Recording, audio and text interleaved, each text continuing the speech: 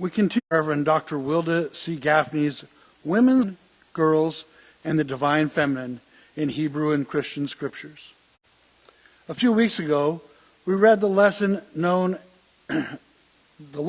story of King Saul's daughter, Michal, who was given in marriage to the shepherd musician turned warlord, David. Today, we hear more about two of David's other wives and the treatment of foreign women during times of war.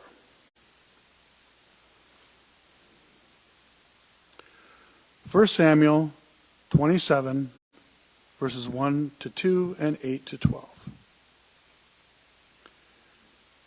David said in his heart, "Now one day I shall be swept away by the hand of Saul. There is nothing better than that I escape to the land of the Philistines. Then Saul will despair of seeking me any further within the border of Israel, and I shall escape out of his hand." So David got up and went over, he and 600 men who were with him, to Achish, son of Maoch, ruler of Gath. And David stayed with Achish at Gath, he and his troops, each man with his household, and David with his two wives, Ahinoam of Jezreel and Abigail of Carmel, wife of Nabal. And David and his men went up and raided the Geshurites, the Jerizzites, and the Amalekites, for they were the inhabitants of the land of old, on your way to Shur and to the land of Egypt. Then David smote the land, and there was neither woman nor man living. And he took cattle and sheep and donkeys and camels and clothing, and would return and come back to Achish. Then Achish would ask, "Against whom did you all raid today?" And David would say, "Against the Negeb of the Kenites." Neither woman nor man David left living to be brought back to Gath, saying, "Lest they tell about us and say, 'Thus did David.'" Thus was his custom all the days he lived in the land of the Philistines. No Achish trusted David, saying, "He has made himself an abhorrent stench in the nostrils of his people in Israel. So he shall be my slave for all time."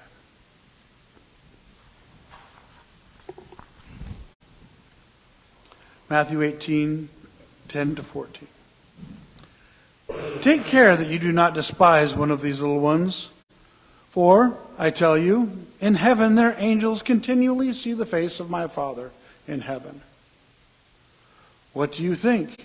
If a shepherd has 100 sheep, and one of them has gone astray, does he not leave the 99 on the mountains and go in search of the one that went astray?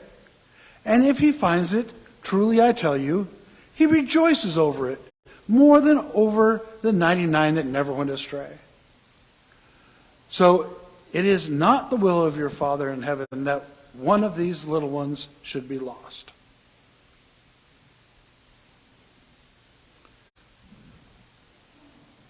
The witness of modern wisdom, Teresa of Calcutta. The child is the beauty of God present in the world. God is still speaking. And we are still listening. Thanks be to God. Thank you.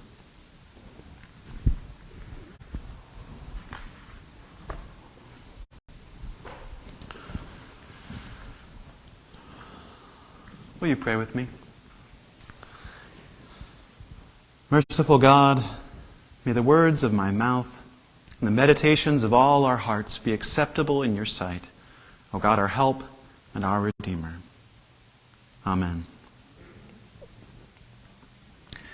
It's good to be back with you again this morning. We've had a lovely couple of days after a really lovely week as an ecumenical worship last Sunday. But it's good to be back in the pulpit this morning and wrestling with these stories alongside you. Year W has raised a number of stories that are rarely told throughout our regular cycle of readings. And for the past few weeks, we've been reading these stories that surround the story of David, the king, the shepherd boy turned king. We read about Michal. She was the daughter of Saul, given as a wife to David to entrap him by Saul, to make him part of the royal family and to tie him in with Saul's lineage. Well, at that time, I also alluded to his other two wives, Ahinoam and Abigail. If you recall, Saul's view of David sours after he has this rise to popularity and power amongst the people. Saul's afraid that he might come and usurp him on the throne with good reason. Saul's son Jonathan understands that Saul has it in for David. He cautions David, he's going to murder you, and so he flees. David and his men flee to the wilderness, to living in caves. Now, if you are an up-and-coming king, that is not a good look. You don't want to be living in caves. It doesn't look very powerful. So how do you make your old boss really mad? You join the competition. You go over to the other side, which is what David does. He joins his enemies, the Philistines. He joins Achish as one of his mercenaries. And it says, David smote them from evening till morning, and there was neither man nor woman living. I confess, when I came across this passage in our Thursday morning Bible study, I didn't know exactly how I would find any good news in this text. Where's the gospel here? There's, of course, much more to this story. If you read back to 1 and 2 Samuel and you read in context, you'll understand that there's a cycle of violence that is going on throughout these people. It's tribal warfare that has continued on throughout this time. The Amalekites have raided David's camp. They've kidnapped these two women and carried them off with their livestock and clothing and everything else. So he didn't exactly just wake up one morning and decide to go genocide his neighbors. But this does not excuse the violence we read about in this story. A cycle of violence does not make it right to kill man, woman, and child. Wilda Gaffney preaches a sermon on this account of David's trail of destruction, and she entitled it Collateral Damage. Originally a military term, collateral damage describes any death, injury, or other damage inflicted that is an incidental result of some activity, or I would add, inactivity. Unlike other military jargon, this idea has taken root in our language and our imaginations, and we use it to describe all sorts of things. You know, I sprayed a little weed killer over there and those flowers died. A collateral damage. Sometimes we just accept that there are losses we can't help. It's interesting. Gaffney writes, while Jews socialize Israel and their heroes like David, womanist, feminist, and post-colonial readers advocate for reading from the position of the most marginalized. Here, they are David's victims, reading from the bottom up. This is what Howard Thurman calls the gospel of the oppressed. God's preferential option for the poor. God's concern for the vulnerable. When David finds himself the victim of violence and theft, the giant slayer makes a deal to ally himself with his enemies. He and his men become mercenaries, fighting for money. To prove their loyalty, they go on this raid, and they steal not just clothing, not just riches, but people. And in this case, they don't just steal, they kill. Neither woman nor man did David leave to be brought back to Gath, it says in verse 11. There's an old adage that says, dead men tell no tales. lest someone return to Saul and say, David and his men came and massacred us in his camp. David kills every living person. Now, there are better art historians in our congregation than me, but I don't remember seeing that in any of the Renaissance paintings. David's genocidal revenge doesn't come up in the Michelangelo library of works. But again, there are those who are more powerful who are trying to entrap David. He is responsible, but he is not alone in the responsibility. Achish believes that he owns David. It says at the end of the passage that he is making David a stench in the nostrils of his own people. But crafty David is not totally indiscriminate. He is careful to not attack his own people. He's only attacking the people attached to the tribe of Judah, Saul's relations. David is careful to choose the common enemies so that he will be innocent in the eyes of his own people. I read this story and I come away just with this sense that war is a terrible, terrible thing. It leaves very few innocent because bombs go astray, landmines left for an enemy are found years later by the children of that community. Soldiers grow sick from toxic fumes, and there will always be collateral damage. Regrettable yet acceptable losses, we say. The real crisis, though, is that we become numb to this idea. We become numb to the numbers and statistics. And frankly, we'd rather not know. As I was getting our kids ready for school this week, this was our first week back at school. We were packing backpacks and lunches and making sure they had all the supplies they needed. I came across a story about the children of Ukraine, still trying to go to school even in the midst of an active conflict. Teachers who are trying to teach remotely, students who are trying to learn remotely. And I came across the horrible statistic that over 1,500 children have died because of this conflict. And at first, I thought, that seems like a rather small number.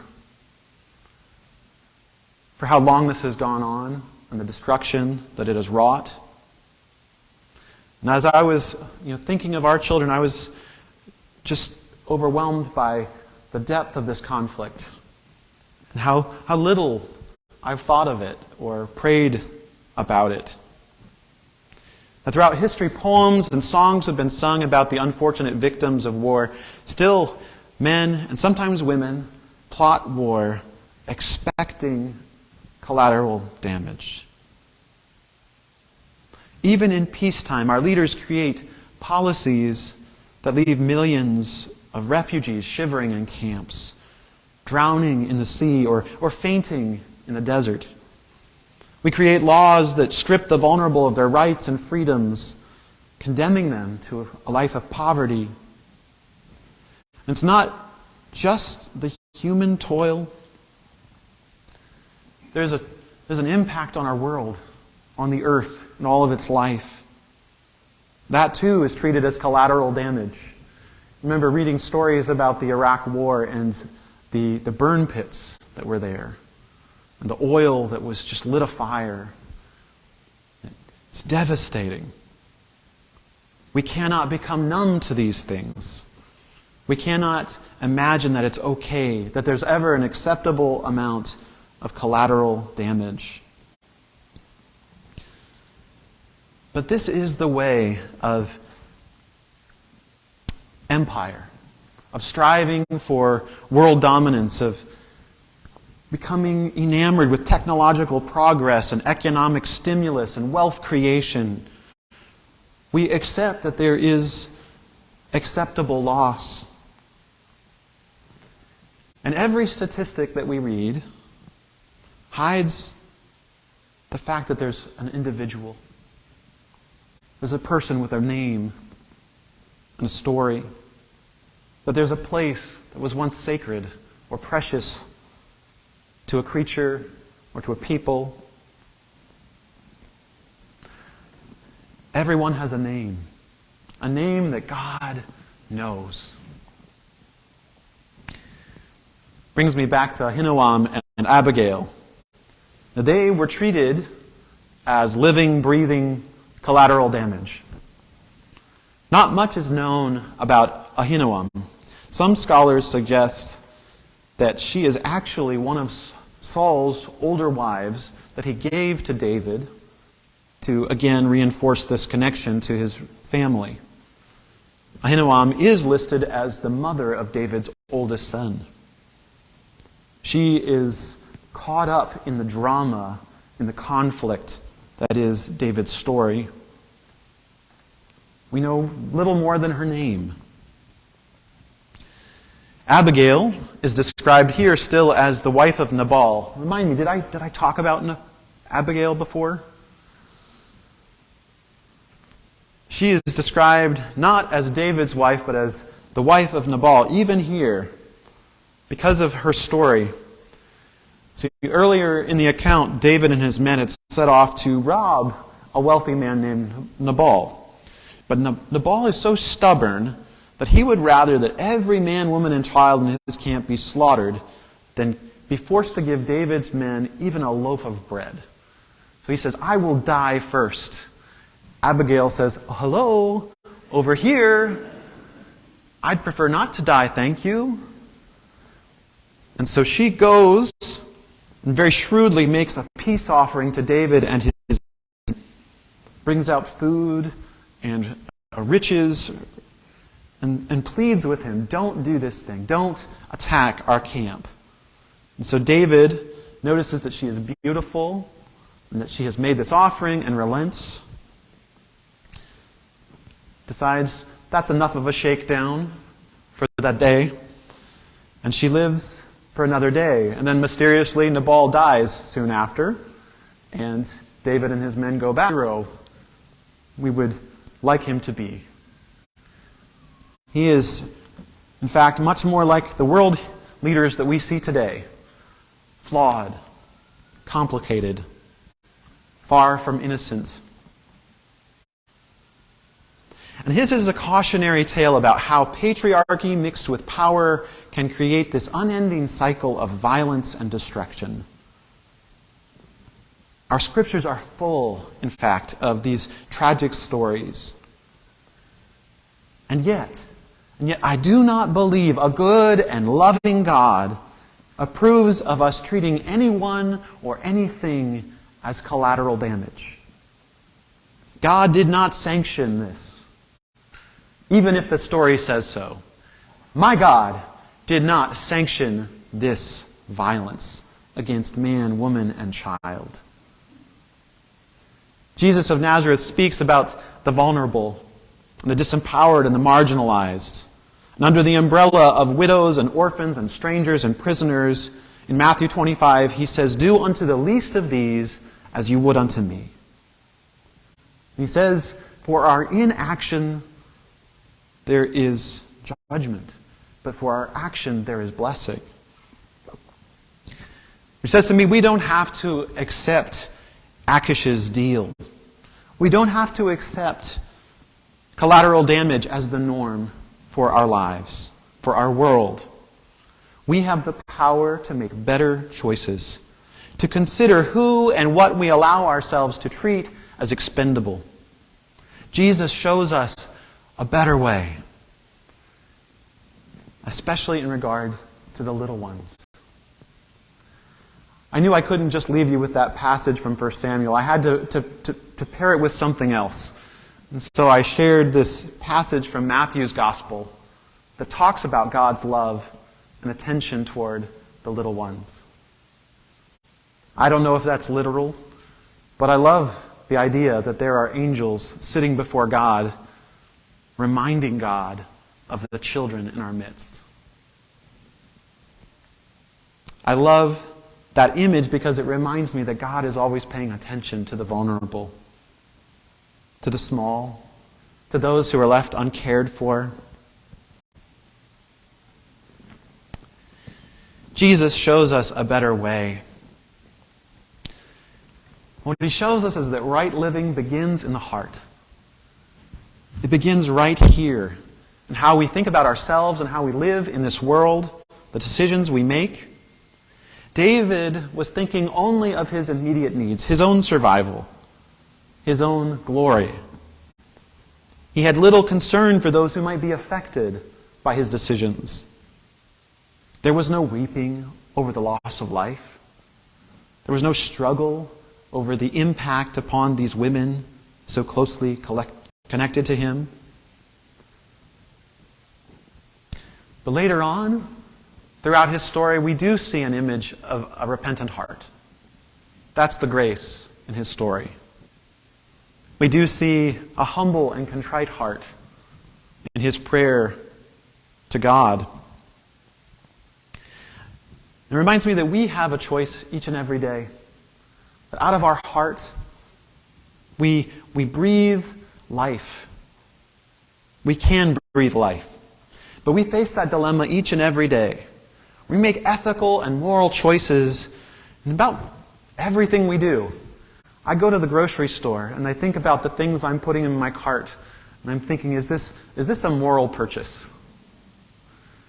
Think about the things I wear. Is it fast fashion? I'm not really into fast fashion, but I think about the people impacted in the factories that are making those clothes. I think about the people breathing the air from the cars that I drive. Think about how we travel, how we vote. It gets a little overwhelming at times, doesn't it? You can drive yourself crazy thinking, is this the best, right choice? All I know is that we have power to choose. And we know that a law, a decision, a policy that might affect us, well, negatively affecting someone else or something else in this world, God's creation, if we choose only from our own selfish needs and wants, that's not right. We can do better. As Maya Angelou says, when we know better, you do better. We know we cannot think only of ourselves. We must also think of the generations to come. We must think of the vulnerable, those who are marginalized in our societies. We must remember that God cares about those that the rest of the world deems collateral damage. God cares about them, and we should too. The love of neighbor calls us to care for all life, all people, all God's children. So may we learn our lessons well from these stories, from the lessons of the past, and may we choose life. Amen.